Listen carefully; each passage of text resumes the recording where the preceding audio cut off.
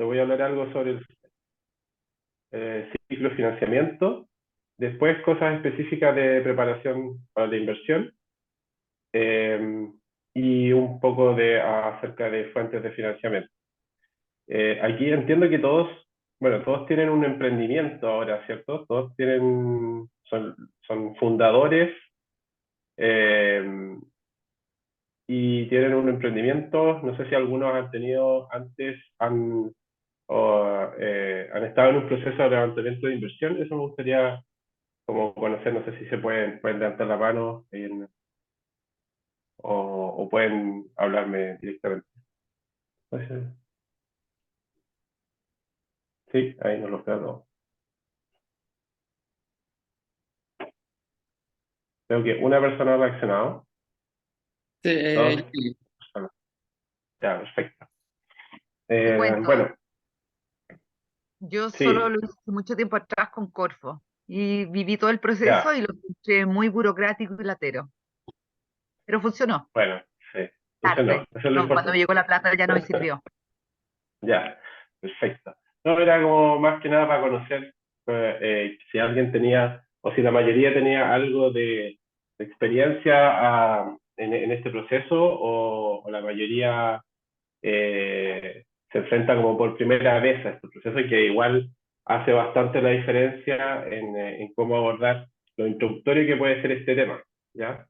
Voy a partir un poco, muy breve. Algo dijo Francisco de mí. Es una foto de mis recientes vacaciones, que me gusta verla ahora, que me costó volver de las vacaciones. Yo he participado en dos redes de inversión ángel, una que estuvo asociada a la Universidad Católica hace ya más de 12, 13, casi 14 años atrás. Fuimos en ese tiempo de las primeras redes de inversión ángel, y nos tocó hacer bastante como difusión acerca del capital de riesgo o el capital emprendedor, qué significaba invertir en empresas que estaban recién partiendo, que no tenían ingresos principalmente.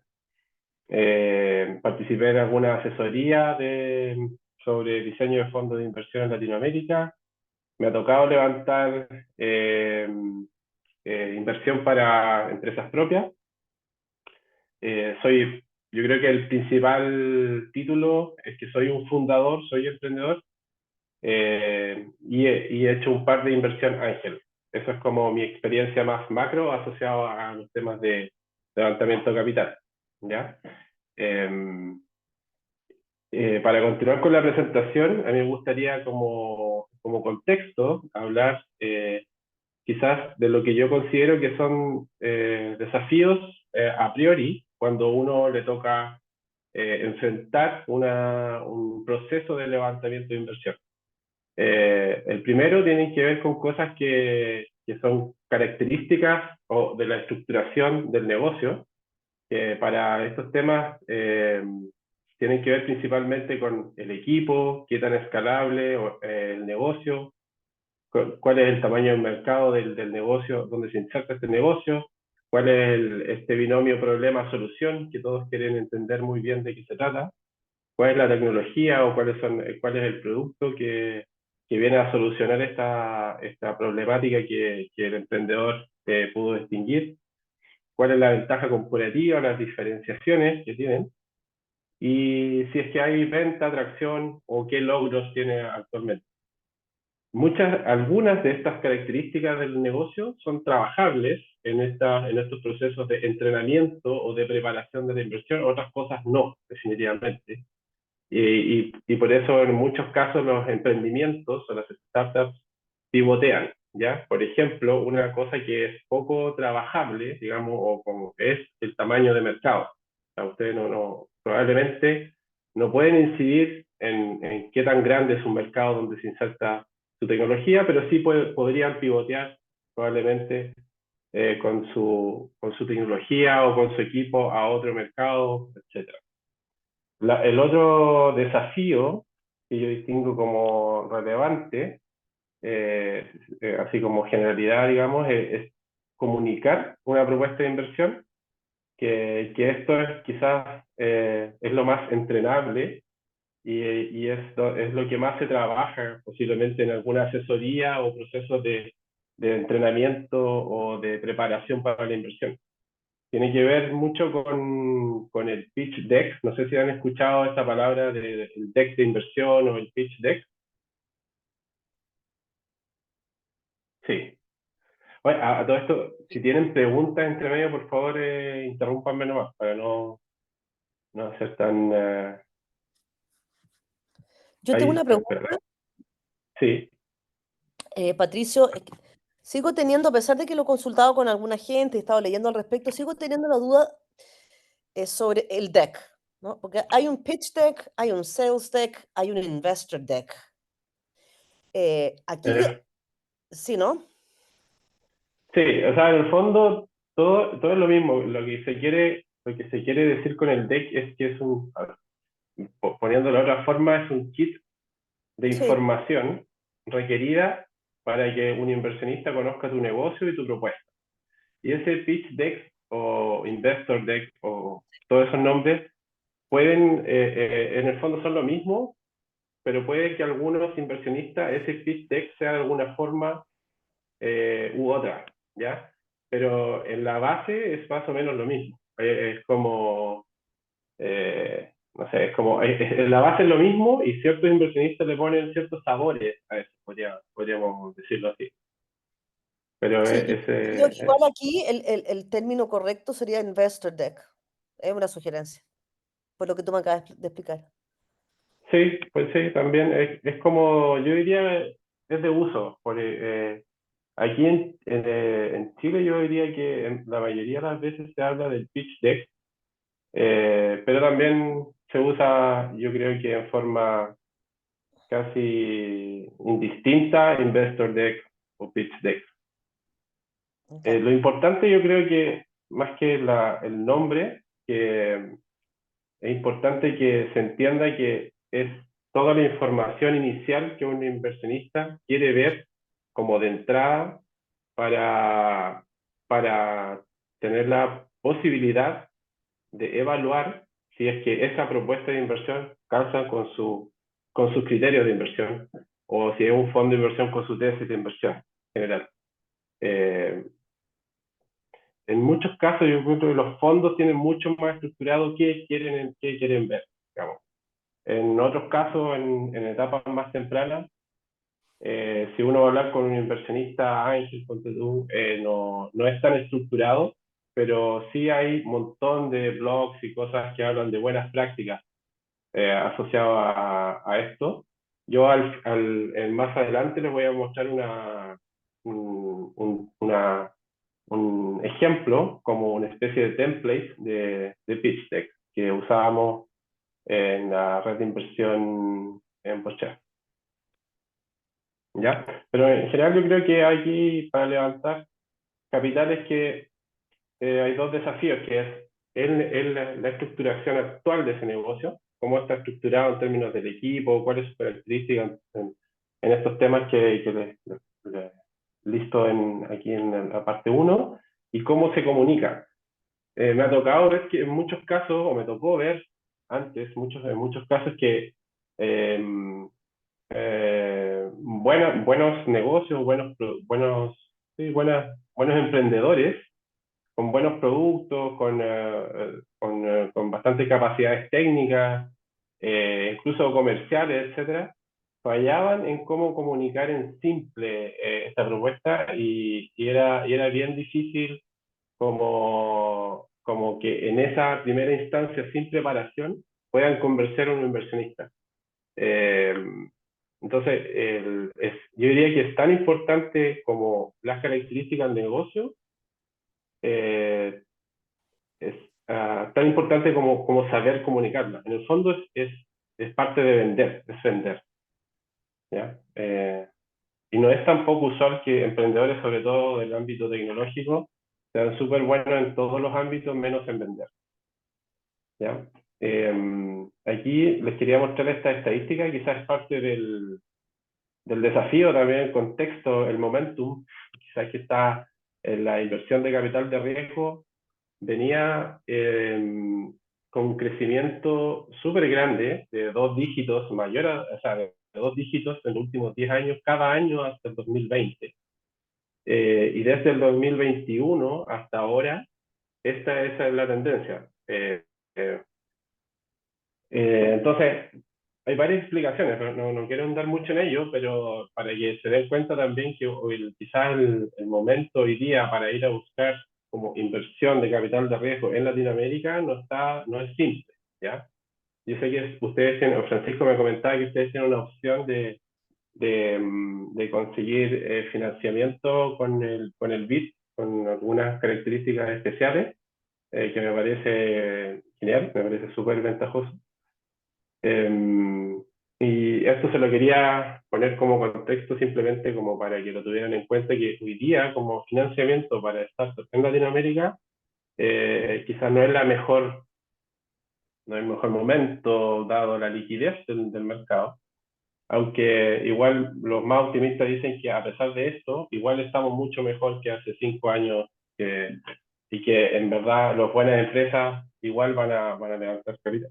Cuando hoy día los inversionistas de capital de riesgo están más cautos, hay menor liquidez, pero igual hay dinero y estamos mucho mejor que hace 10 años atrás.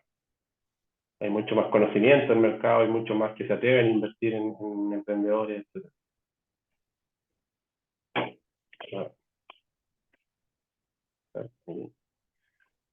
Otra cosa que creo que es importante conocer como el contexto de levantar inversión o de buscar inversión es lo asociado al ciclo de financiamiento o qué financiamiento es más ideal para la etapa de desarrollo en la que me encuentro, ¿ya? Dicen que todo el dinero no es igual y en este ciclo de financiamiento un poco eso tiene mucho sentido, porque al principio se supone que uno está en una etapa donde quizás vale más las palabras, las historias, más que los números y la evaluación del mercado. Cuando uno no tiene un producto terminado, no tiene ventas, hay un equipo en desarrollo probablemente, lo que uno va a vender es la historia y el equipo, digamos. Eso es lo que uno vende. Y por lo tanto es un emprendimiento que posiblemente no tenga tanto valor hoy. Y todo el capital que uno logre levantar, posiblemente si es que a este emprendimiento le va bien, sea una venta de participación cara. Entonces, ¿qué es lo que en el fondo, qué es lo que nos dice este ciclo de financiamiento?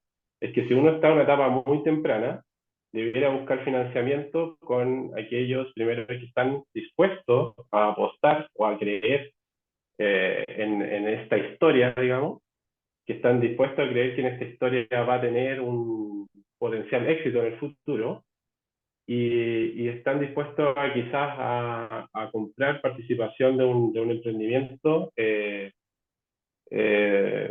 barato, se supone. Entonces, en las primeras etapas existen están todos a esta primera etapa se le llama en general pre-seed o seed, o capital semilla o pre-semilla, digamos. Y aquí entran los inversionistas típicos, son las aceleradoras, los inversionistas ángeles, los Gracias. subsidios, los familiares, amigos, family, friends and fools también se le llama el love money, la gente que confía en ustedes, que posiblemente los conoce y confían en ustedes más que en el negocio o en el equipo, principalmente. ¿Alguien quería decir algo, me parece?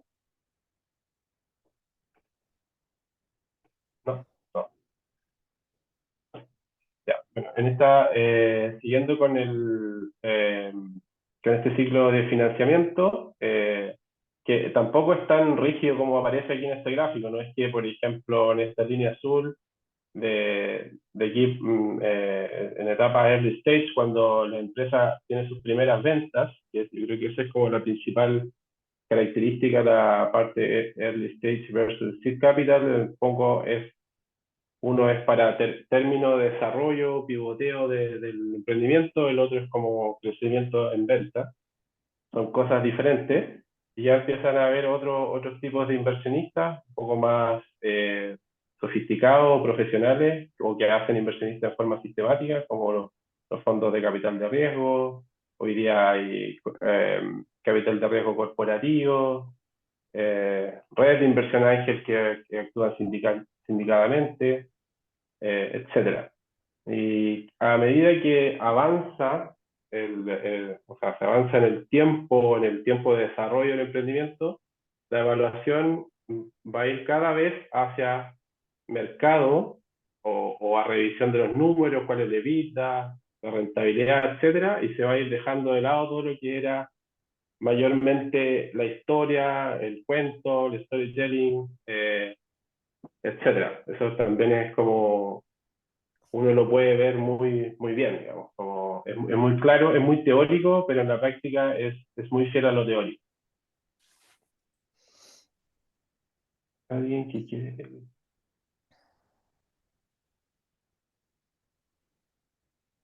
Aquí, a ver, aquí me dejaron una pregunta en el chat, pero si quieres, o sea, me gustaría que mejor le hiciéramos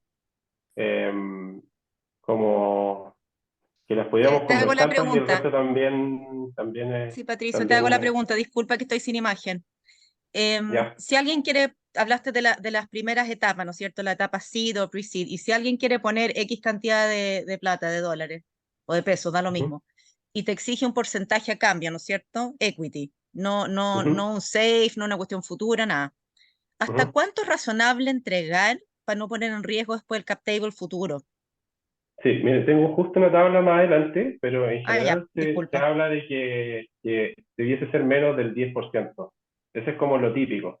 Pero justo tengo una tabla más adelante asociada a esa pregunta. Gracias.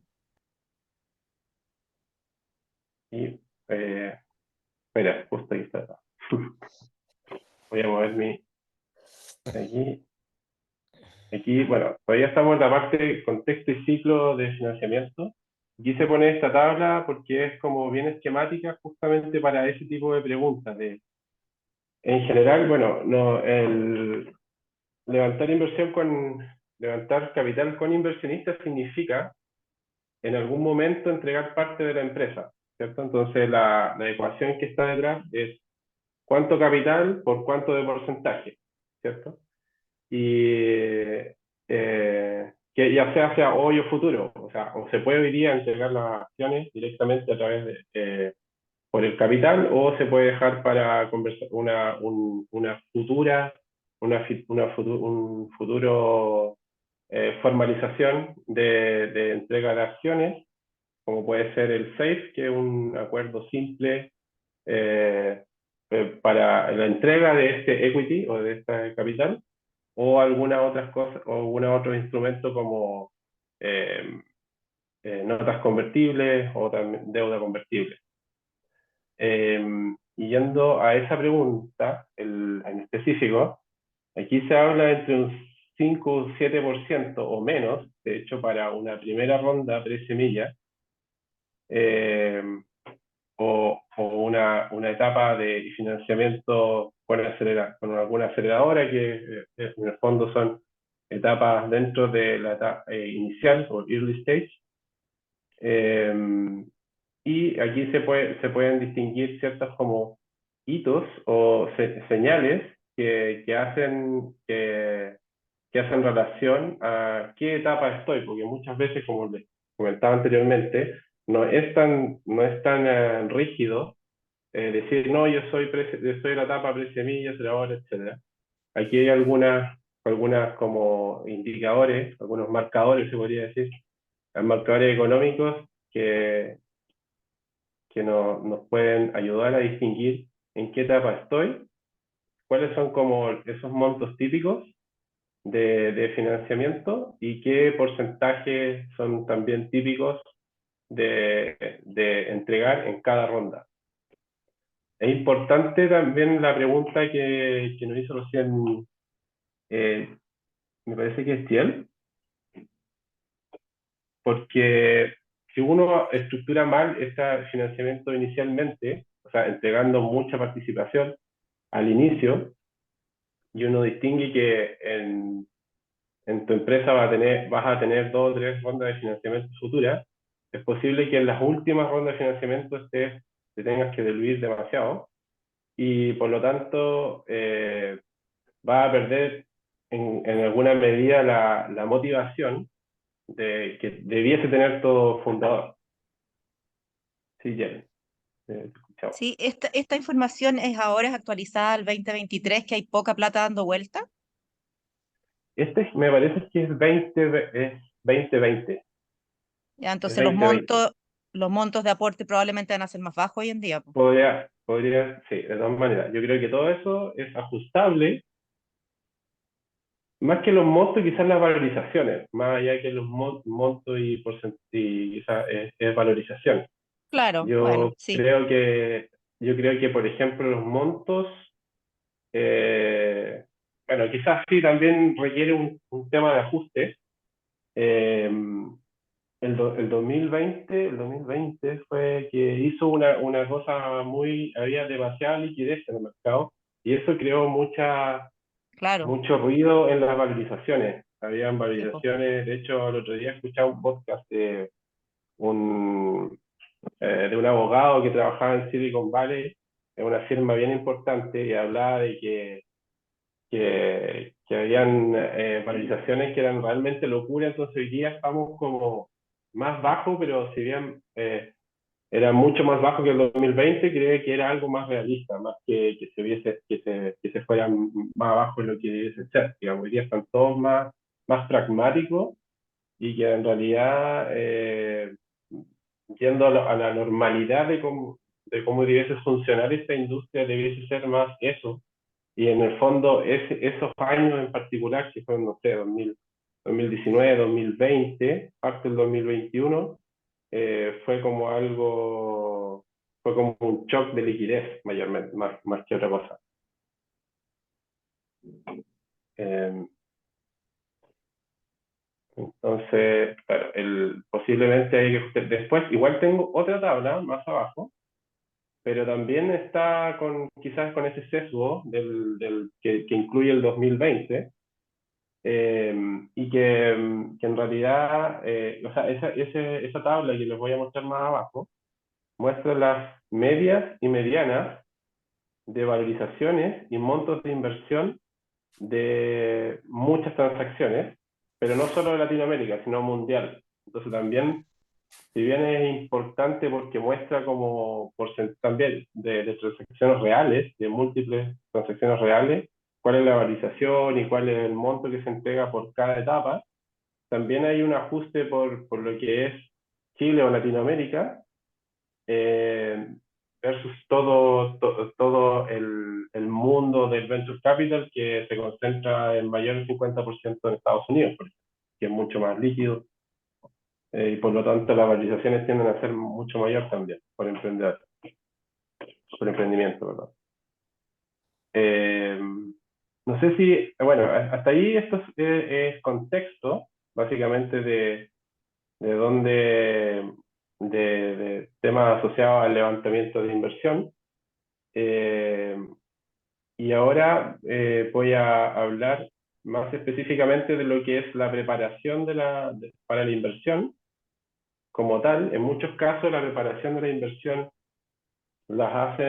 existe como, este concepto de investir readiness existe como concepto y se ofrece muchas veces como por consultores, aceleradores, incubadoras, redes de inversión. Algunos fondos de inversión los tienen medio implícito en su proceso de formación. Y también existe como las buenas prácticas que tienen más o menos lo mismo, pero que en algunos casos varía o le dan mayor énfasis a un punto o a otro, ¿ya? Pero en general diría que tienen que ver con estos 5 puntos que muestro acá, ¿ya? O sea, que se trabaja en esa preparación para la inversión.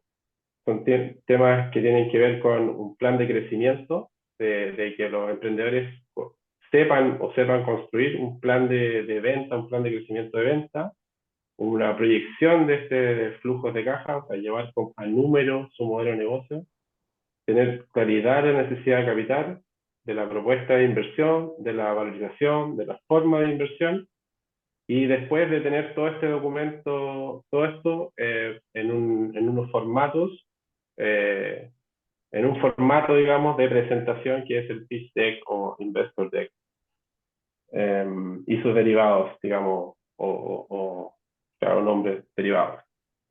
Aquí, Moisés.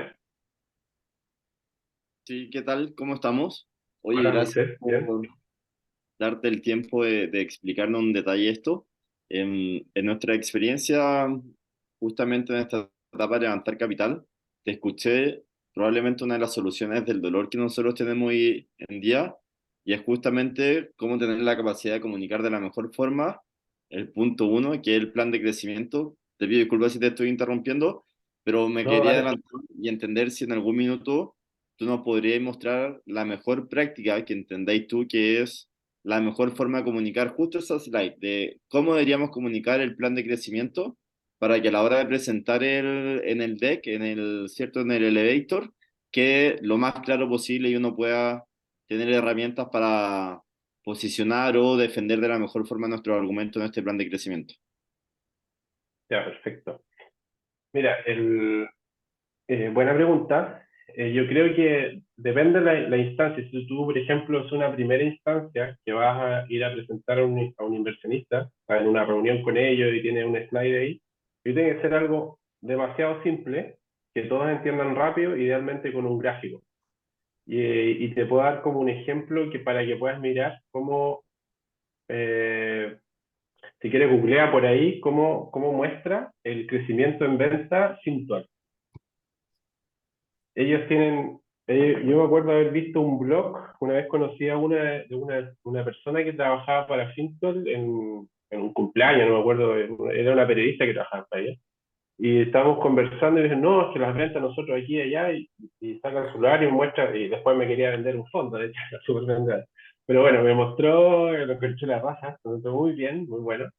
Y me mostraba, mira, nosotros estamos aquí, y nosotros estamos ahí, y después estamos acá. Y yo al ver el gráfico, después si no lo encuentro, igual voy a ayudarte a buscar.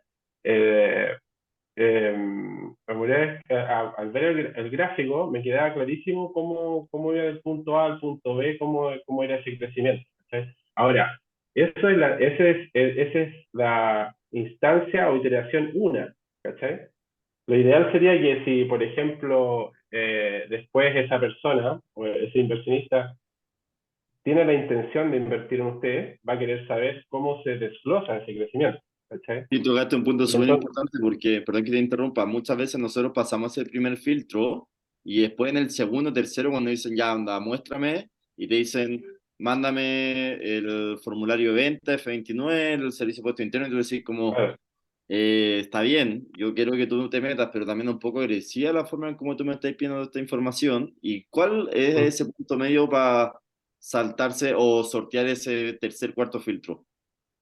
no, mira, yo creo que es normal, por ejemplo, que te pidan el Excel, ¿ya? De tu flujo, tu proyección de flujo, tu P&L, ya, que te digan, ya, yo el año uno, mi meta es vender tanto anual, o así van a crecer mis ventas, y estas ventas van a estar compuestas de esta forma, ¿cachai? Como, no sé, el producto uno voy a vender tanto, el producto 2 X tanto, el producto, no sé, estoy inventando. Y para llegar a estas ventas, yo tengo mi costo de venta, que va a ser X, y por lo tanto yo necesito para lograr, no sé, $1.000.000 en el año 2, una inversión de tanto, y porque mis esfuerzos de venta van a ser A, B, C, y por lo tanto ese es el costo de venta. O sea, como que ese está bien que tú lo puedas mostrar o que te lo puedan pedir desglosado, y eso es normal, digamos. Ahora, después de una primera reunión, que tú le muestras un plan de crecimiento y tus desgloses de venta como anexo, digamos, te piden, oye, manda el formulario 29, manda lo otro. Yo creo que antes de esa etapa, que quiere decir que, oye, está interesado, es como hagamos o firmemos un acuerdo de términos que en inglés se llama term sheet, en donde yo me comprometo a mandarte esta información, que es como quizás más asociada a una etapa de due diligence, que es donde yo reviso tu información más legal, contable, contractual, ¿cachai? Para yo tener seguridad que lo que te estoy mostrando en el fondo es algo o sea, primero que no me va a hacer perder el tiempo en que yo te tengo que mostrar toda esta Claro. información, ¿cachai? Y después me voy a decir que en realidad no te interesa, y en el fondo yo creo que ahí hay que quemar esa etapa un poquito más de formalidad. Oye, Antes Patricio, de ir y a... para cerrar y no quitarle más tiempo a mis compañeros, ¿te podría molestar durante la semana 30 minutos para mostrarte justamente ese slide, comparando el flujo que nosotros tenemos y que tú nos puedas ahí dar la visión de, oye, esto está bien y te falta esto otro? Sí, no, sí, creo que ahí a través de Francisco, no sé si Francisco, Bacán. sí. Ahí, si quieres, pide mi contacto y ahí podemos agendar para la próxima semana un rato. Ya, muchas gracias. Aquí- De nada. Aquí Ignacio, ¿tiene una pregunta? Sí, gracias, Patricio. Te iba a preguntar porque en el último tiempo he tratado de ir a presentaciones de gente que está como en el lado de ese lado de la mesa, ¿cierto? De los inversionistas.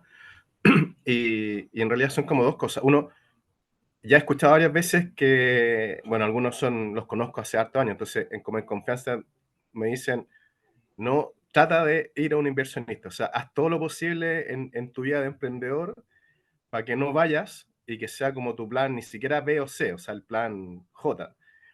Y me ha quedado eso dando vuelta muchas veces. ¿Dando vuelta? Sí. Y lo segundo es, con esto que decía Moisés, ¿tú conoces alguna plataforma en la cual uno pueda ir registrando esos datos o esas métricas? Por lo tanto, si alguien te las pide, tú le das como acceso para que las vea una semana, 3 días, y no tener que estar generando esa información a cada rato, porque parece que también es bien engorroso y desgastante. Así que, muchas gracias. Mira, mira, respecto a la primera pregunta, bueno, es un depende porque ciertamente lo que tú señalas se llama, o el concepto se llama bootstrapping o bootstrap, que significa que yo desarrollo mi negocio, hago crecer mi negocio con los recursos que yo tengo, ¿ya? Y me ajusto un poco, ajusto mi crecimiento potencial máximo con los recursos que yo tengo y nada más, ¿ya? Hay casos exitosos de emprendedores que han hecho eso eh, y funciona. Ahora, entre medio está que en ese bootstrap también estás, por un lado, con una presión y con respecto a tu patrimonio personal, porque al final, de algún lado tiene que salir las lucas, digamos, para financiar esa primera etapa, y si no logras que tu emprendimiento genere algo de ingreso, probablemente tu oxígeno va a estar siempre muy cercano a que se termine, va a estar siempre bajo esa presión de que estás con un oxígeno de 2 o 3 meses. Y algunos lo logran fácilmente, sobre todo algunas plataformas de software que están cerca del mercado y que los mismos fundadores son los técnicos, los desarrolladores. Yo creo que eso es más factible. También depende qué tecnología es. Si tú, en el fondo, uno de los principales argumentos de por qué crecer con financiamiento privado, financiamiento inversionista, es para poder acelerar el crecimiento de tu empresa. Dado que la industria, el mercado donde tú posiblemente estés inserto, esté bien dinámico. Entonces, si tú no logras como validar y estar en el mercado, o sea, lo que sería time to market, a veces demasiado importante, vas a quedar fuera del mercado o vas a quedar muy rezagado en el mercado, ¿ya? Entonces, hay ciertas como características de tu empresa y tu entorno, tu mercado, que hace más o menos factible de que o no más factible, más conveniente o menos conveniente crecer con capital privado o capital de riesgo, digamos. Yo creo que eso es muy depende y yo creo que un análisis muy caso a caso. También depende de las características personales del emprendedor, del equipo emprendedor. Muchos quizás no quieren, o sea, no quieren compartir o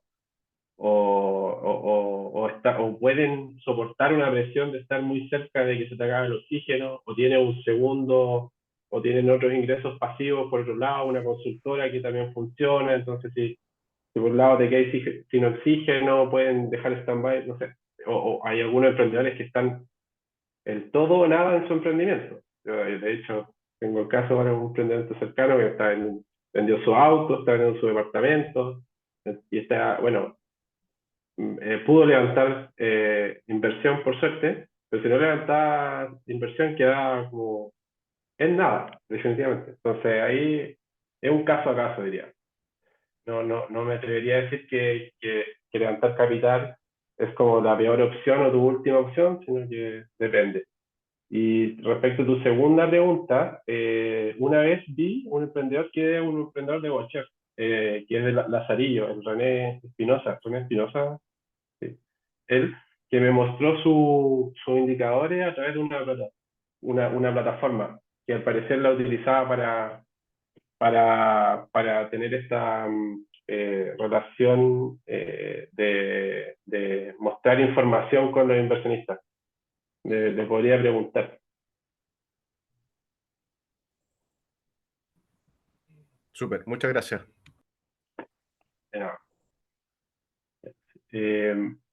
No hay otra pregunta. Voy a seguir con la presentación de los puntos asociados a la preparación para la inversión. Voy a partir con lo del plan de crecimiento.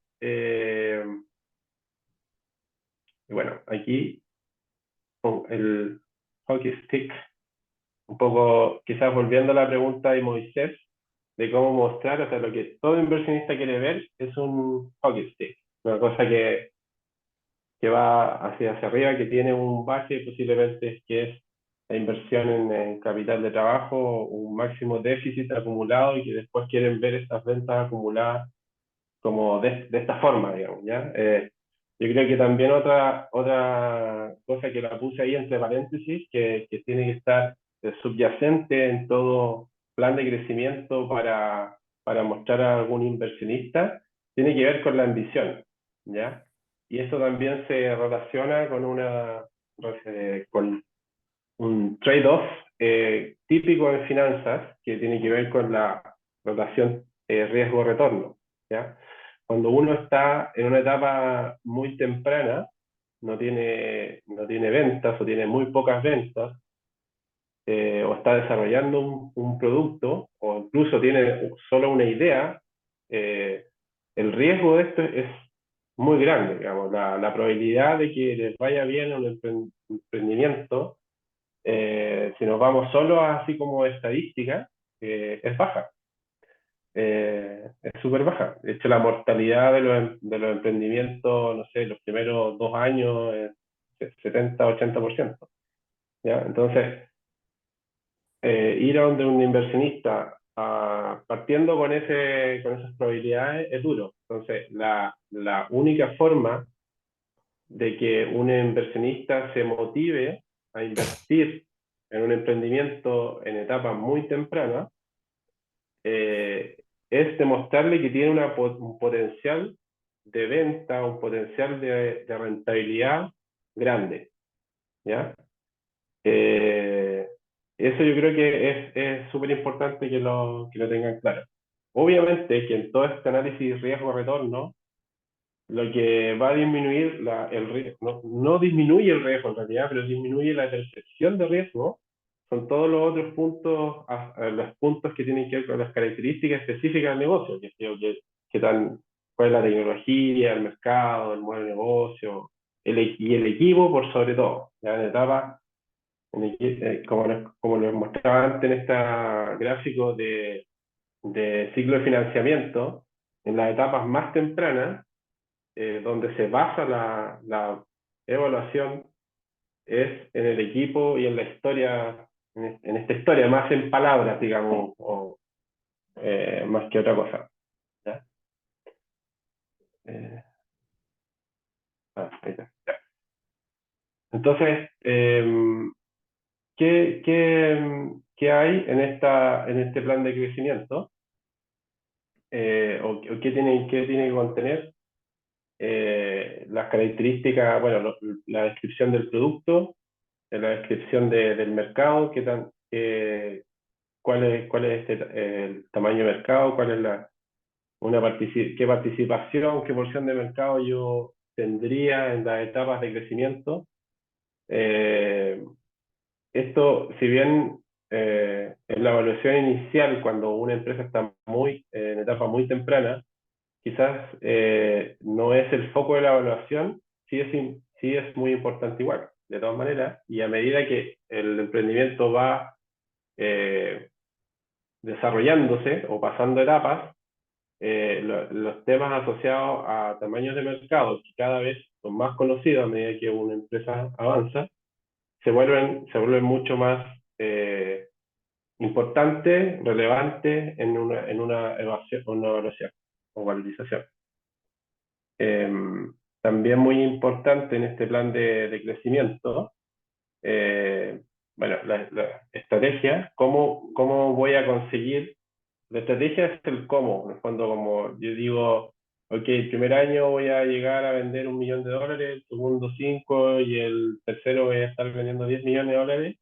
Tiene que haber una estrategia, o sea, cómo creo yo que voy a lograr hacerlo.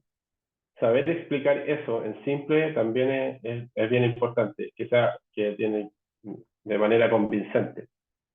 Y lo otro, bueno, clásico modelo de negocio, que es cómo capturo, en el fondo, el valor que yo quiero crear en el mercado. Bueno, en algunos casos la estrategia de precio también es bien relevante.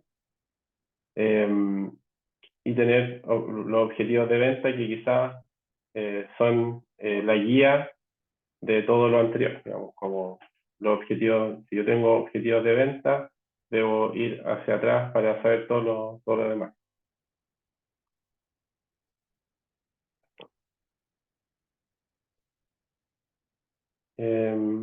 Bueno, aquí no por mucho tiempo, pero hubo un tiempo, o sea, cuando yo hace 12, 13 años atrás, evaluaba y valorizaba los emprendimientos que nosotros potencialmente íbamos a presentar a un grupo de inversionistas.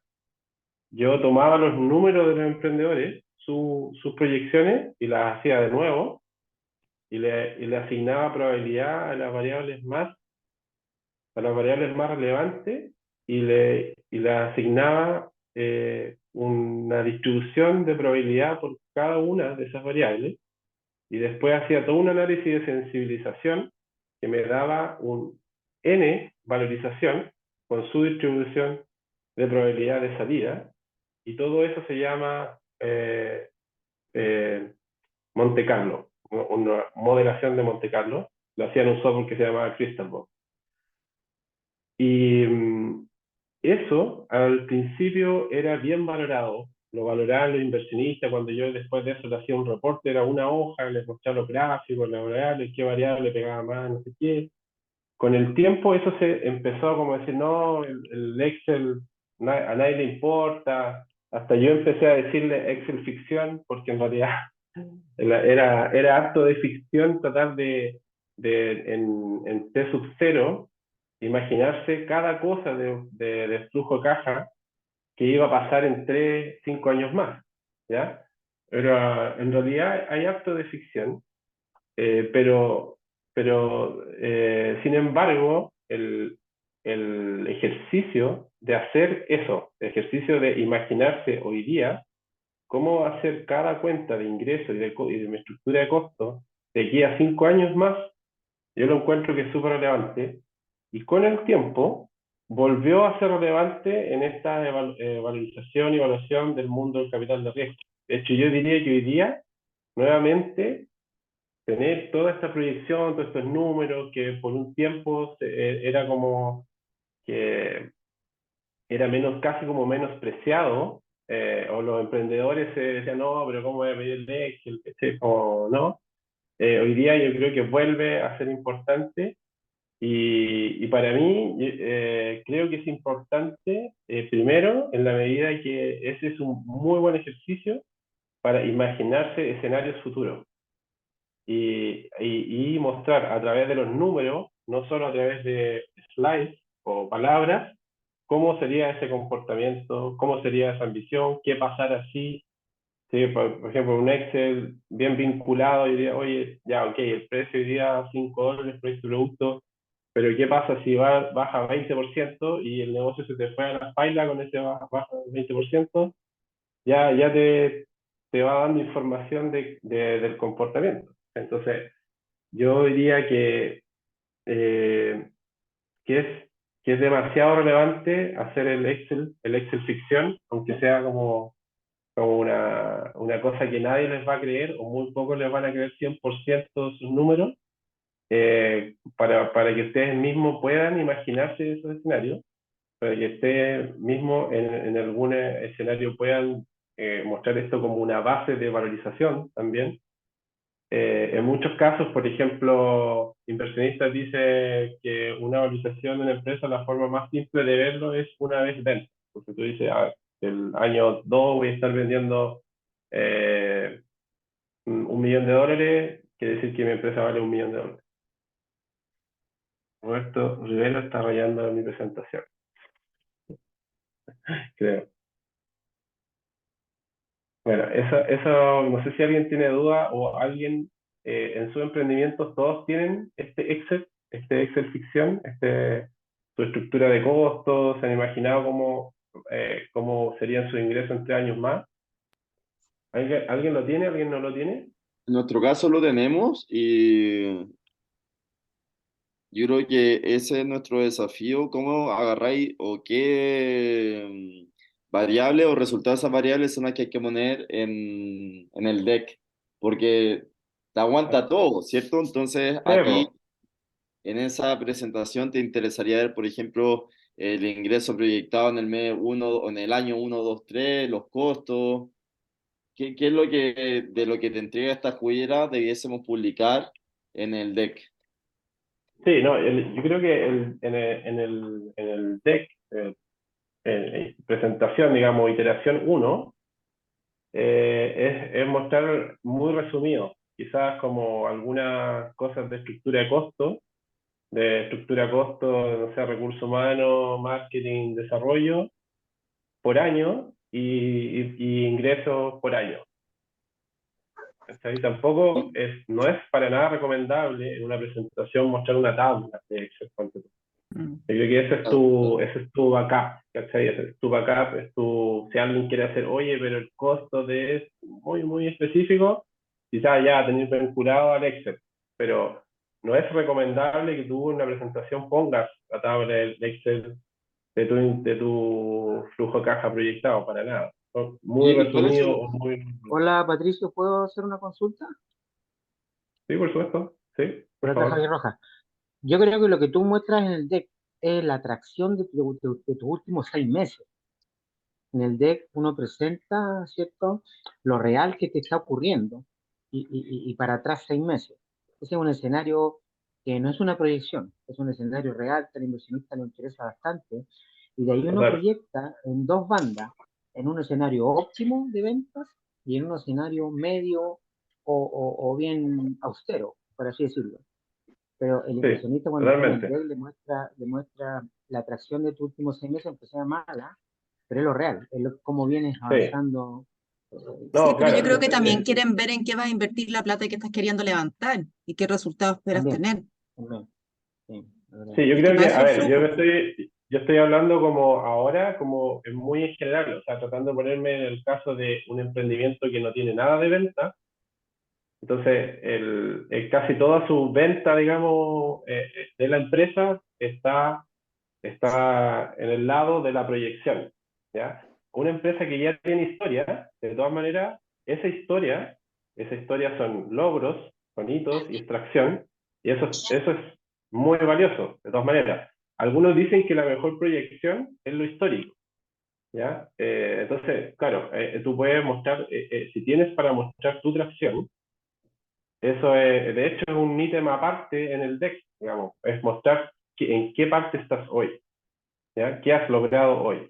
Oye, En ¿y algunos casos, por ejemplo, cuáles son esas variables ¿perdón? que tú estresáis en el modelo como contraparte? Porque al final del día, yo creo que todos tenemos clarísimo desde los actores lo que el emprendedor sabe hacer, pero siempre existe esa nebulosa de qué es lo que realmente evalúan los analistas, sobre todo financieros, en esta presentación, porque al final del día es ahí donde cortan el queque. Más allá del propósito, de la historia, los premios que te hayáis podido ganar.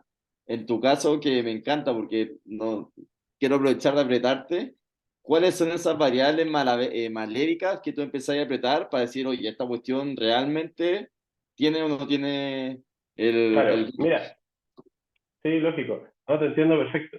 Yo no me acuerdo si esto lo tengo específico en la segunda sesión o más adelante aquí en específico, pero así como muy a grandes rasgos, si tú no tienes ventas, si tú eres un emprendedor pre-revenue, que se llama, o sea, sin ventas, más del 50% de la evaluación va a estar centrada en el track record, la experiencia de los emprendedores, del equipo emprendedor, y yo le llamo a eso, también le llamo ética de trabajo. O sea, por ejemplo, yo he invertido en dos pequeñas empresas que no tenían venta, que están desarrollando, bueno, que conozco los fundadores de buen tiempo, y, y a pesar de que obviamente hago mi evaluación como pragmática de números y si esto da, en qué industria está y no sé qué, antes es que yo, y no solo yo, sino que cualquier inversionista profesional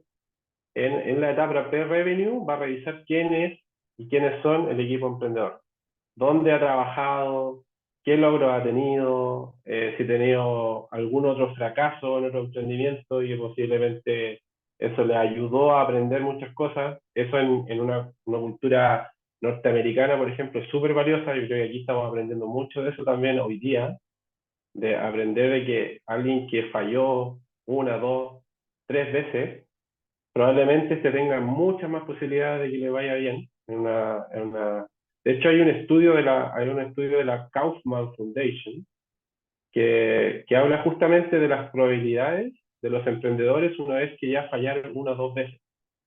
Y lo asocia a cierta edad también. Si quieren pueden buscarla por ahí, o quizás para la próxima sesión les tengo el link de eso, que habla de la probabilidad de éxito cuando los emprendedores ya tienen cierta edad y ya tienen cierta experiencia o ciertos fracasos en el cuerpo. Pero eso es, pre-revenue es el foco equipo. Cuando las empresas ya tienen venta, ya están ya tienen un modelo de negocio que, comillas, probado, y ya tienen ventas, la evaluación se basa en mercado y rentabilidad. No, obviamente no es que dejen de lado el tema del equipo, eso ¿y cuánto siempre te va, cuesta esa digamos. rentabilidad? ¿Perdón? La rentabilidad que buscan en pre-seed o O seed, sea, ¿de cuánto es? la rentabilidad, cuando rentabilidad me refiero a la rentabilidad de la cantidad de venta, digamos, y eso depende de industria. O sea, eso depende de cada industria, ¿no? No me atrevería a decir que hay una rentabilidad específica a cada industria. Ahora, lo que yo te podría decir de rentabilidad de inversión, que es otra cosa. Cuando yo soy inversionista en etapa temprana, digamos, busco algo, una rentabilidad que ojalá el emprendedor que me venga a presentar hoy día, si me pide $100.000, yo quiero al menos $1,500,000 de salida, o sea, un 15%. ¿Por qué? ¿Por qué espero eso? Porque un fondo de capital de riesgo, como les decía yo, la probabilidad de que a un emprendedor en etapa temprana le vaya bien es baja. El cálculo que hace el fondo de inversión dice, si yo invierto en 10 emprendedores por año, en 7 a 8 años más, yo voy a tener Uno, que quizás me va a pagar todo el fondo y la rentabilidad. Dos, voy a recuperar la inversión. Y los otros 7 voy a perder plata. ¿Cachai? Pero como no saben cuál va a ser el que les va a dar, cuál le va a pegar el palo al gato en el fondo, lo que andan buscando es que cada uno de los que inviertan tengan ese potencial de Oye, pagarles el por fondo y la ejemplo, rentabilidad. en esa línea a los 10 les ponen 100K, sería $1.000.000, ¿verdad? Y tú buscáis que Ajá. uno de esos rente 1.500.000. Y lo que buscan entonces ellos el retorno, además de salvar la cartera de inversión, es ganar 500.000. Sí, el retorno más, en torno a 30, diría yo. En torno a 30. 30, Ese 35. que sobrevive paga 30 por. El que sobrevive, no, entre 15 y 30 por. Que en la cartera completa de un fondo de inversión debería rentar un 30%.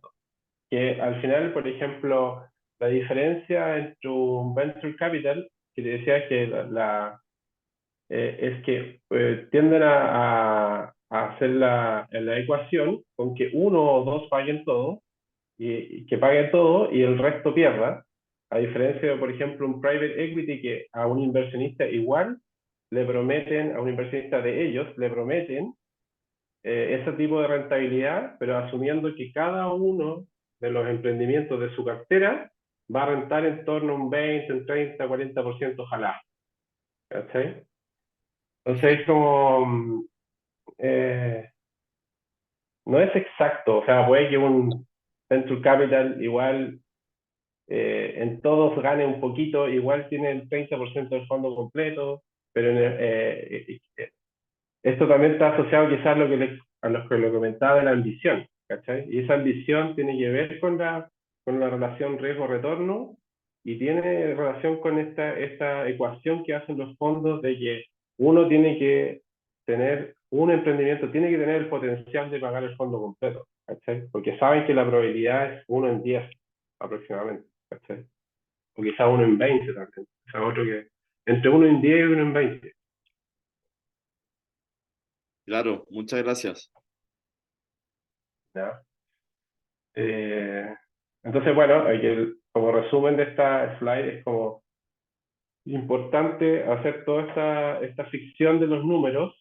Si tienen historia con los números, o sea, de estructura de costo y tienen algo de venta, probablemente esta ficción sea más creíble, eso sea más creíble, y tengan más base como para poder construirla. Si no la eh, tiene más creatividad que otra cosa, pero de todas maneras es súper valioso hacerlo, hacer la sensibilización, como alguien comentaba aquí, Javier me parece que era, de tener un escenario positivo, uno negativo, qué sé yo, etcétera. Si tienen la posibilidad de hacer sensibilización de Monte Carlo, les crea miles de escenarios. Entonces también puede ser interesante. Eh, bueno, también otra cosa por la que es importante hacer esta proyección, este P&L, la proyección de flujo de caja, tener claro la estructura de costo, cómo se comportaría a través de los años, o de los próximos años, o los próximos meses, y qué ingresos yo podría tener, cuándo yo podría estar en el mercado, cuándo podría tener los primeros clientes y tener ingresos, es porque de este modelamiento yo puedo derivar cuál es mi necesidad de capital, que es parte muy importante de la propuesta de inversión. O sea, ¿cómo yo voy a saber que si necesito $50.000, $100.000, $500.000, cuánto? A pesar de que hay estadísticas típicas de cuánto es el financiamiento que yo requiero en cada etapa de financiamiento, es importante que yo tenga claro, en forma lo más precisa posible, cuánto es esa necesidad de capital. Eso de alguna forma también evita que yo me pueda diluir en forma temprana por ir a una ronda muy grande inicialmente y vender muy barato parte de mi emprendimiento. Entonces, de nuevo, volviendo un poquito atrás a la importancia de desarrollar este flujo de caja, es hacer este cálculo de necesidad de capital, que en lo teórico es el déficit máximo de flujo de caja y es el que se saca con un flujo acumulado, A ver, aquí alguien va a activar audio, sí. Sí, Roberto. sí, yo quería preguntarte, a pesar de los números, de las cifras, como tú, analista, como el rol de analista, inversionista, que tienes clientes para asegurar, ¿cuáles son las dos características que tú intuyes en un buen negocio, de una empresa? Y si cuando te solicitan evaluar, a pesar de los números, Ujú, ¿qué características tú buscas? Uno siempre, yo soy también, ujú, eh, ujú. tengo estudios de finanzas, entonces uno visualiza dos Sí, características y dice, por ahí me voy. Es la intuición. sí, ¿Cuál es tu intuición? ¿Cuáles son esas claro. dos cositas que tú buscas en el grupo? Sí, yo diría, bueno, es súper buena tu pregunta, porque en realidad también hay una diversidad de inversionistas y hay algunos inversionistas que son mucho más al análisis o quizás el analista es mucho más, bueno, por algo su nombre, de ver el número, el déficit, cuándo el punto de equilibrio, etcétera. Pero hay muchos que utilizan lo que se llama el gut feeling, o sea, como lo de Wata, el Sí, olfato, ¿cachai? Como, este es buen negocio, este es un buen mm, negocio por alguna razón, más allá de los números, que en el fondo los números tienen que dar, o sea, obviamente, pero como que uno pudiera partir de ahí, que es la base, el mínimo, ¿ya? mm, Y después lo otro, hay cosas que es más de olfato, de gut feeling. Y para mí eso, o sea, en mi parte como de analista, yo creo que vuelvo a lo primero. Yo creo mucho en los equipos de ya, emprendedores, porque los emprendedores también tienen una característica, y cuando uno trabaja mucho tiempo con emprendedores se da cuenta cuál es la característica de los emprendedores. Cuando una persona o un equipo emprendedor tienen esas características, es probable que ese negocio que él está proponiendo invertir le vaya mal, es porque es lo más probable, pero seguramente va a ser capaz de darle la vuelta, porque tiene un emprendedor como característica alguien súper porfiado, es alguien porfiado, es alguien que busquilla, alguien que no le resultó por aquí, va a ir por allá, y eso, potenciado como equipo, yo creo que se nota, y si cuando uno tiene que invertir, o los inversionistas lo notan, se nota mucho eso, ¿ya? Eso es una cosa, como que quizás no se ve en los números, pero sí se ve cuando alguien va a presentar y dice yo voy a hacer esto, y se nota la convicción, cómo habla, y a ver, también no llegamos a ese punto, pero cuando les juro que se transmite cuando alguien en una presentación tiene convicción. Y eso es súper potente, y un inversionista quiere ver eso, quiere ver la convicción. Y lo segundo, yo creo que tienen que ver más con cosas absolutamente de mercado. O sea, si yo me estoy insertando en un mercado, no sé, farma, energía, no sé, son negocios, datos, por ejemplo, datos ya sea lo que sea en la industria, eh, biotech, son cosas que uno dice, chuta, no sé dónde está el límite. ya, A diferencia de otros mercados que uno sí sabe o puede entender fácilmente el límite. Por ejemplo, ya les voy a vender una tecnología a los administradores de edificios de Santiago. Puede ser buen mercado, no digo que sea un mal mercado, pero uno sabe cuál es el límite, ¿ya? Entonces, para mí es súper como eh, valioso cuando me enfrento a alguien a un negocio que se inserta en un mercado que uno sabe que es grande, y que es ambicioso, y que quizás no es fácilmente calcular ese límite. Y eso crea como todo el potencial de ambición que paga todo el riesgo que yo puedo tener hoy día. Entonces, en el fondo puedo soñar que me va a pagar 30 veces posiblemente, quizás cero, si los inversionistas saben que quizás pierdo todo, pero tiene que tener ese como característica del mercado un poco que es difícil de calcular, quizás su dimensión. Ya, muchas gracias. ¿Ya? Vamos a seguir. Aquí.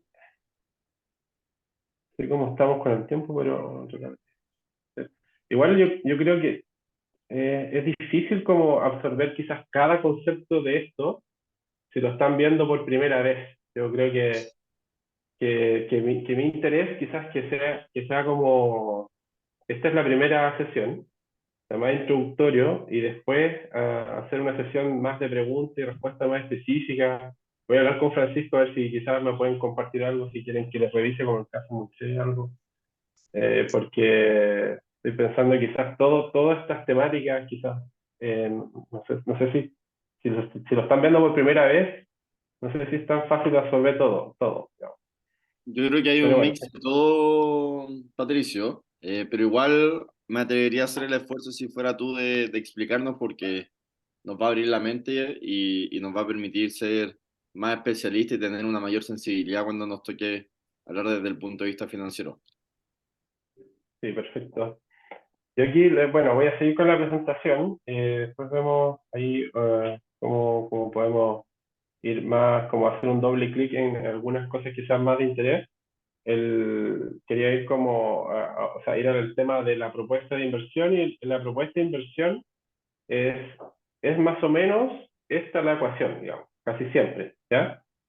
Hay una valorización, hay una inversión, y por lo tanto hay una incógnita que en el fondo se resuelve con con esta información, que es el porcentaje a ceder al inversionista. En el Es fondo como ustedes tienen regla que de tener tres, ¿verdad?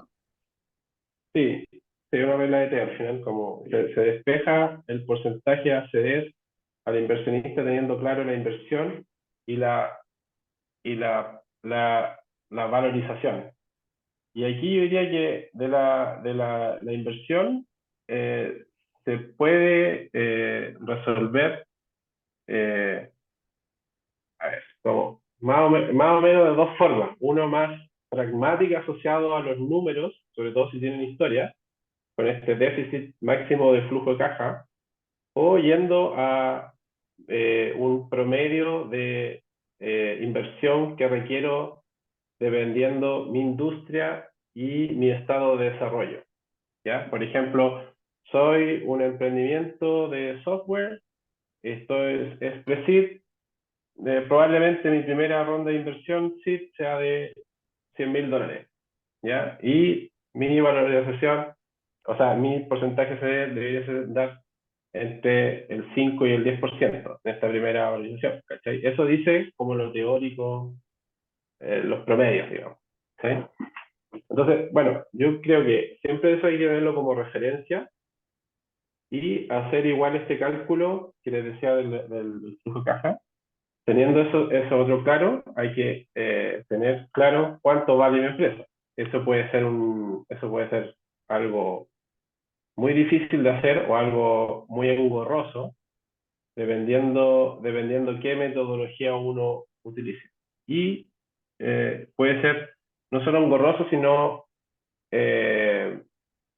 difícil de argumentar en algunos casos, si es que no se construye bien una metodología asociada a la valorización. ¿Ya? Ahora, metodologías de valorización existen muchas, la verdad hay harta, pero más allá de saber qué metodología voy a ocupar, es saber argumentar muy bien la valorización o por qué mi empresa vale tal o cual monto. ¿Ya? Ahí tenía una pregunta de ¿quién? Yael. Sí, Ya él, perdón. Patricio, sí, yendo al tema justamente de valorización de la empresa, a ver, yo creo que en etapas muy tempranas no tiene mucho sentido porque no hay historia, pero después no conviene más que sea el inversor posible el que te ponga el valor de la empresa y no tú, porque yo encuentro que es casi una adivinación esto de ponerle un valor. Sí, Mira, a mí cuando, como decía, mi primer trabajo como analista de inversión de una red de inversión antes, fue como tratar de despejar, oye, ¿cómo vamos a asignarle valor a este emprendimiento? Muchos de los Sí, po. emprendimientos que veíamos eran incluso de spin-off de la universidad, que era como, no tenían nada, había una tecnología que posiblemente puede ser Claro. valiosa, pero había que inventar un método y la verdad es que existe el método. Existe, bueno, nosotros ahí tuvimos algunas capacitaciones con gente que administraba fondos de inversión en Europa. Me acuerdo que hablamos con unos profes de finanzas del MBA de la Católica y buenas prácticas leímos, hicimos un manual de cómo valorizar. eh, y la verdad es que existe metodología, pero todas estas metodologías, al final decía, es mucho más arte Sí, po. que ciencia exacta, digamos, Claro, ¿ya? Porque al claro. final siempre es como, le voy a asignar este número aquí como una probabilidad de no sé qué, o que está sustentado en algo. Entonces, por eso yo digo que quizás lo más importante del ejercicio de valorizar una empresa es tener claro cómo yo voy a defender o argumentar esa valorización. ¿Ya? La verdad que no creo que tú debes ir a un inversionista sin tener alguna noción del valor de tu empresa. Yo creo que ahí pierdes bastante eh, en términos de lo que quiere escuchar un inversionista. Un inversionista quiere escuchar claramente cuánto vale tu empresa, quiere escuchar cuánto le está ofreciendo, quiere escuchar la propuesta, quiere escuchar cuándo va a salir el negocio, cuál es el potencial de venta de la empresa. Entonces, aunque sean cosas que tú sabes que pueden ser como mucho de ficción, como hablaba del Excel ficción, eh, ellos igual quieren escuchar eso. Aquí alguien me parece que está hablando. Bueno, ahí, perdón. Estoy acostumbrado a Zoom, perdón. Estoy yendo para otro lado. Entonces, perdón, no sé si contesté tu pregunta. No, creo que me Sí, dispersé sí, un poco. sí. ¿Sí? Gracias. Sí, yo creo que eso. Bueno, aquí, esta es una tabla de la que les comentaba al principio, que, está basado en una plataforma que se la recomiendo que se llama Crunchbase, ¿ya?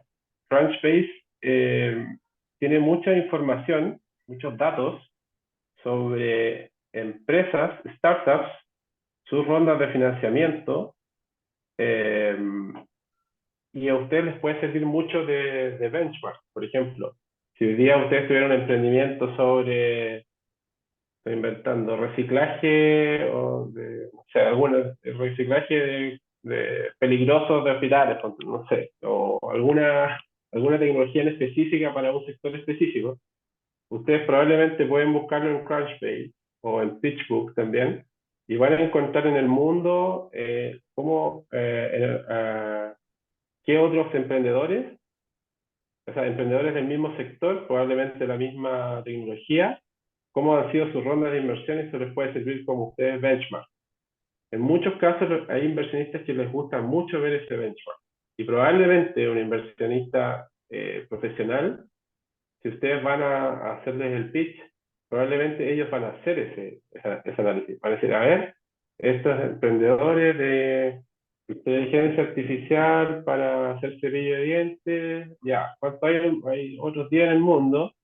Ya, y estos levantaron $1 millón, estos levantaron 2, y estos me vienen a pedir $10 millones. No sé, es difícil, no lo es.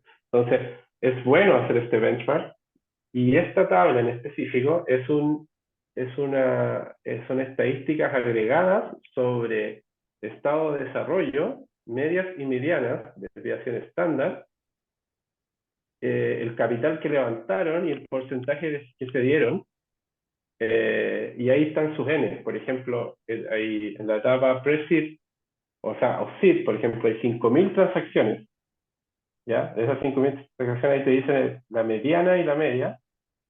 Yo lo encuentro súper bueno como referencia general. Ahora, como le decía, esto es una referencia mundial. Para Chile probablemente hay que dividirlo por 2.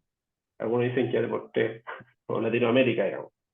Pero Aquí ese por hay, 2 por 3 nivel de riesgo, o a qué corresponde esa IN.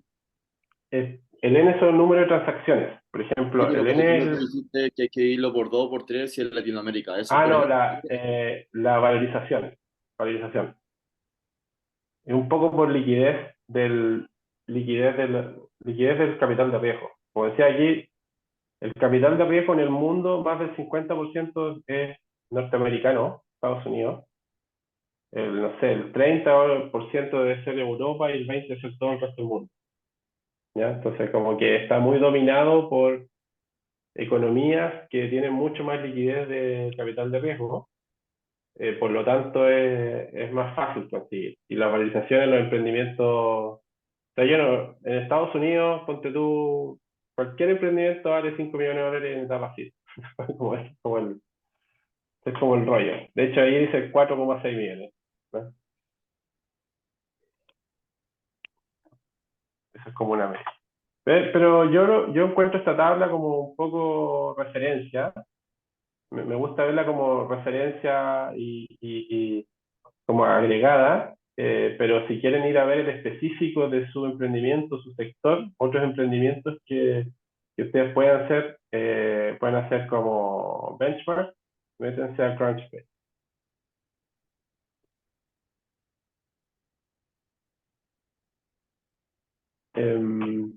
Acá el método, como les comentaba antes, en esta ecuación de la propuesta de inversión, que en el fondo es cuánta inversión, cuánto vale mi empresa, por lo tanto tengo un porcentaje ceder.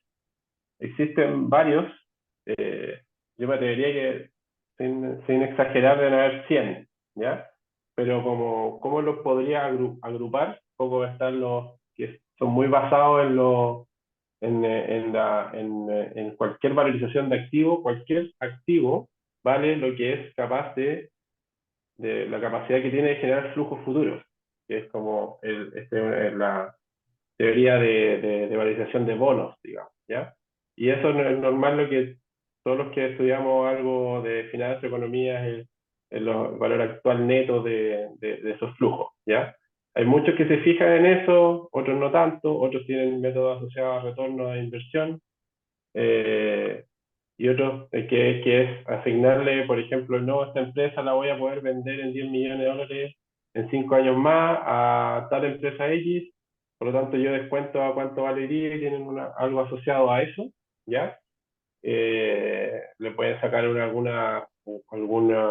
cálculo asociado a una rentabilidad por año o un X por la inversión. Esto quizás se da más cuando los inversionistas tienen más claro cuál es la salida. En algunos casos puede darse que está más claro la salida desde el inicio. Algunos arman emprendimientos para una salida específica también. Entonces, ese tipo de evaluación da para eso. Y después hay otros métodos cualitativos que también he visto que ciertos inversionistas, fondos de inversión lo usan, que es básicamente un listado de características del emprendimiento y si lo tienen, le asignan X monto. Tengo un ejemplo en la siguiente slide, pero antes tengo unas preguntas sobre eso. Jacqueline, aquí Sí, tengo disculpa. Te pediría, ¿sabes qué pasa? Van, lo entiendo perfecto el concepto, el valor actual neto, pero el EBITDA nunca lo he entendido muy bien. ¿Me podéis dar así como un barniz Mira, de lo que significa EBITDA? Gracias. el ITA es el margen neto o el margen operacional. En inglés es Earning Before Interest, Tax and Depreciation. O sea, es ¿Anual? como ¿Mensual? anual. No, anual. Anual. En el fondo, en muchos casos también muy simple, así como es muy simple, te dicen, ya tu empresa vale una vez venta del año o del mes. Sí. Te dicen tu empresa, hay muchos que tienen la estadística de en etapa de desarrollo por industria, X veces EBITDA anual. Por ejemplo, ya estoy en la industria biotech, vale, si tú ya tienes una primera patente, una licencia, tu empresa vale 10 veces EBITDA, ¿ya? Por ejemplo. o si es software, lleva 6 años, no sé qué, vale 5 Y veces EBITDA. utiliza el concepto margen, no utilidad. X veces margen. O no es lo mismo que decir X veces utilidad anual.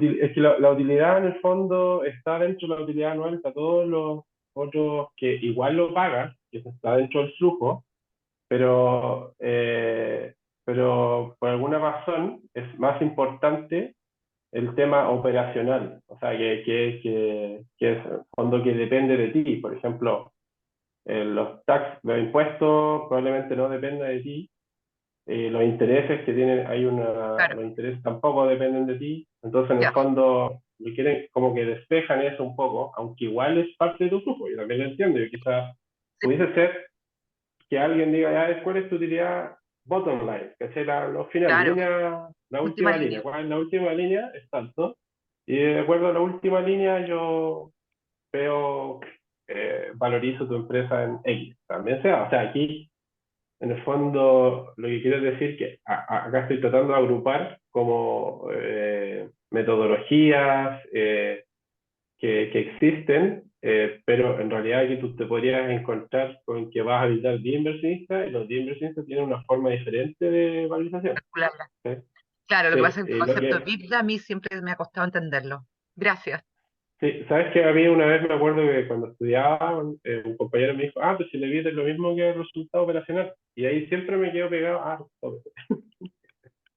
y en el fondo es eso, el resultado operacional, el resultado del negocio sin las distorsiones de intereses, depreciación, impuestos, Sectorial. nada. Ya, Sí. gracias. No sé, Yael, ¿tú tenías una pregunta o quedó tu mano levantada? Queda la mano, parece. Mientras vamos Hola, a con ver. Pía, ¿no? Pía está. Sí, Sí. Hola, buenas tardes. Mira, no sé si tiene que ver con esto, pero yo siempre he tenido dudas con el diligence, algo por ahí. due diligence. Sí. Sí, la due diligence es una etapa cuando un inversionista se interesa en tu negocio, quiere invertir en tu negocio, en tu empresa, probablemente ellos quieran eh, revisar tus documentaciones formales, tu, eh, tu información, perdón, tu información legal, contable, financiera, con todos los respaldos formales que existen, ¿ya? Eh, para, en el fondo, estar seguro que lo que tú les dijiste acerca de tu empresa en una presentación, en un pitch, en una conversación, es real, digamos, ¿ya? O sea, por ejemplo, típicamente lo mínimo es que te van a pedir la constitución de sociedad, si tienes registro de marca, tu estado de deudas, etcétera. Hay listados y hay listados típicos. Yo por ahí debo tener listados también, los podría pasar a través de Francisco. Pero en el fondo es como hacer una revisión de documentación formal de tu empresa, por así decirlo. Ya, pero por ejemplo, si yo no he levantado capital y me estoy formando y me piden y me presento a unos socios inversionistas y no tengo nada para atrás, ¿cómo lo puedo hacer en el tema de inversiones? Esto como presentar un due diligence, por ejemplo, ¿cómo lo presento si estoy en nada? No he levantado No, capital. no, o sea, si va de la cantidad de, o sea, qué tan intensivo puede ser esa due diligence, va a depender de tu historial de empresa. Por ejemplo, formaste tu empresa ayer, probablemente te van a pedir las cosas que tiene hasta hoy día, y probablemente sean muy pocas. Y esa va a ser tu due diligence. Probablemente algunos incluso hacen due diligence de las personas, quizás incluso te sacan el DICOM y cosas así, en algunos casos, no todos. Ahora, si tú eres una empresa que tiene, no sé, 3, 5 años de vida, probablemente tenga una información contable, tenga estados de resultados, balance, carpeta tributaria, tenga la constitución de la sociedad, tenga el libro de accionistas, tenga algún historial crediticio o algún historial en el sistema financiero, algún otro activo intangible como registro de marca, patente, no sé, etcétera. Entonces va a depender, la due diligence es una revisión, digamos. Entonces, claro, si no tienes mucho que revisar, probablemente tu due diligence va a ser el abogado se va a demorar una tarde en hacerla. Pero si llevas años, probablemente se va a demorar un poco y te va a ir pidiendo documentos, etcétera. Documentación. Pues, lo normal es que esa due diligence se haga como cuando ya los inversionistas deciden poner dinero en tu empresa, pero quieren estar seguros que están invirtiendo en una estructura societaria, en una estructura legal, que está todo saneado. Ya. Y lo otro que tenía con el método de los flujos de caja, por ejemplo, yo sé de proyectos de inversión pública que la tasa de rentabilidad cuando se descuenta el flujo de caja, por ejemplo, si le estoy vendiendo un programa al gobierno, van a utilizar ellos sí o sí la tasa del 5% en comparación, por ejemplo, de una rentabilidad de una empresa, de, no sé, de privada que puede salir del 13% para arriba, pero sí o sí, si yo le estoy vendiendo al gobierno, sí o sí tengo que bajar la tasa de rentabilidad al 5%. Y si no, Sí, ¿cómo eso se lo sí, podría ajustar? sí, ahí hay varios temas asociados a eso. Y ahí volvemos también. Una empresa sin historia, o sea, tú tienes la tasa de descuento en alguna medida es es un indicador de riesgo también. O sea, es un indicador de riesgo porque significa la rentabilidad que yo le voy a exigir al proyecto. Y cuando es una empresa sin ventas, o cuando está recién partiendo, una empresa de tecnología que no ha pasado riesgo tecnológico ni riesgo de mercado, probablemente esa tasa tenga que ser muy alta para que ese descuento, ese ban tenga sentido. En algunos casos, por ejemplo, estoy hablando de empresas sin historia, las tasas de descuento, hay, o sea, fondos de inversión o red de inversión o inversionistas que le asignan una tasa de descuento dependiendo al estado de desarrollo y a qué industria es, ¿ya? Y son tasas altas, normalmente 30%, en torno a eso. Si es una empresa que tiene historia, probablemente, bueno, la teoría dice que deberás sacar una tasa ponderada de tu costo de capital. Es decir, si tienes, por ejemplo, 3 balances, deberías poder sacar cuánto es la rentabilidad de tu activo, o sea, el costo de oportunidad de la rentabilidad de tu activo y el costo a la que te endeudas, hace un ponderado de todo eso, y ese sería tu tasa para descontar. Ahora, eso es algo interno. Al final, el inversionista es el que decide con qué tasa descuenta cada proyecto.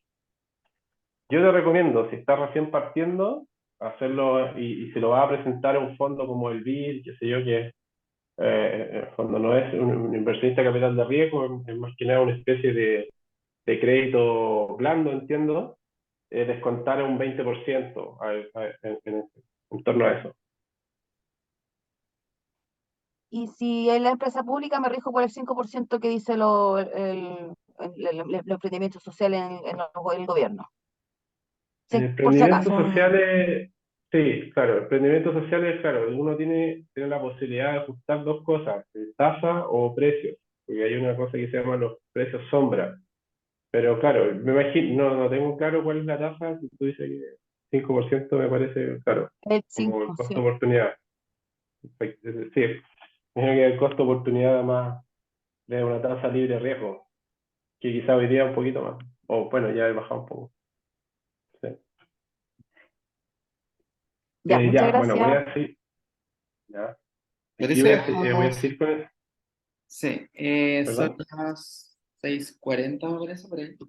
Ah, ya, sí, voy a terminar rapidito. Voy a terminar aquí un ejemplo de valorización cualitativo, como les decía, por ejemplo, un listado de cosas con un monto asociado, la sumatoria de ese monto es como la valorización. ¿Ya? Por ejemplo, tiene un súper buen idea o business plan, ya lo asigno entre $250 y $500.000. El equipo es bueno, entre 500 y la suma, y esa es la valorización, para que se den cuenta cómo lo variado que puede ser una valorización de una startup. Ya solamente quería poner eso como ejemplo. Alguien ya lo había nombrado antes, la forma de entrar, que un inversionista entre a la empresa puede ser directamente con una compra de acciones, notas convertibles o un sale. Al final, todas no son puros unos, bueno, los tres. Al final, independiente de cada una de estas, siempre la ecuación va a ser como qué porcentaje voy a hacer hoy o en el futuro por esta cantidad de capital que requiero, ¿ya? Bueno, aquí, bueno, me queda harto todavía, pero esto lo podemos, después lo mandamos. En realidad aquí este es un template de presentación, de pitch, ¿ya? Aquí hay ciertos tips y después, bueno, un pitch típico es que tiene un título, habla del problema, la oportunidad o oportunidad, cuál es la solución, el modelo de negocio, la tecnología y diferenciación, marketing y venta, el análisis competitivo, quién es el equipo, las previsiones financieras, los logros alcanzados, el estado actual y la propuesta de inversión. Esa es como una estructura típica de presentación a inversionistas, ¿ya? Aquí está como más detalle cada una, pero esta la enviamos, ¿cierto, Francisco? Sí, la compartimos. Sí. Entonces, cada una de esta presentación estructurada para inversionistas está aquí como por slide, tiene ejemplo y una pequeña descripción, ¿ya? Solución, el modelo de negocio, que es lo que hay, que en el fondo explica qué hay que poner en cada slide para hacer esta presentación. Quizás en la próxima sesión podemos ver la primera parte. Eso. Aquí hay presentación, aquí hay fuentes de financiamiento, aquí les dejo unos links de interés, y aquí les recomiendo 2 libros para emprendedores. En la próxima sesión lo que tenía planeado ver es características de emprendimientos que levantan inversión, ejemplos de pitch famosos, y si alguien se atreve a hacer un pitch, nos avisa y para darle feedback inmediatamente. ¿Puedes mostrar de nuevo los libros? Sí. Art of Este está en español, el de Art of Start. Sé que está en español. Creo que incluso lo debo tener en PDF. Lo tengo igual como libro. Pero es re bueno, es muy bueno. Y este también es muy bueno, de Hard About Hard Things, que habla como de experiencias, como de alguien que ya ha emprendido muchas veces y las cosas como difíciles que tocan decidir cuando uno tiene empresa y muy recomendado, ambos. Gracias. Podemos dejarles compartida esta semana la presentación, así tienen acceso a como quienes quieran empezar a hacer el pitch desde el fin de semana o antes. Eso. Pero muchas gracias. Gracias, Patricio. Muchas gracias. Muy práctico.